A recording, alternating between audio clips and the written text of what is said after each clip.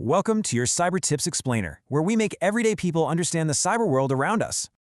The game is afoot. Back in 2022, a staggering $34 million from an NFT project vanished. But here's the twist. It wasn't stolen.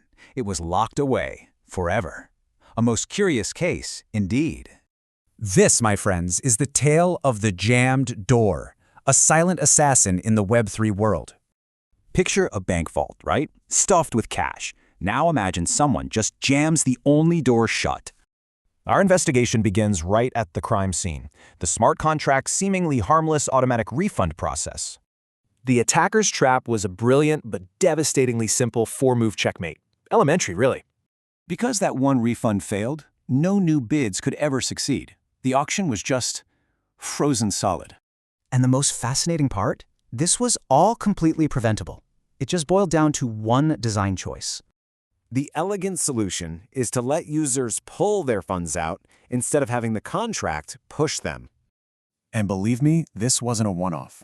Even now, in 2026, this ghost still haunts the blockchain. So, what are the key clues you should take away from this case file for your Web3 adventures? The main lesson here?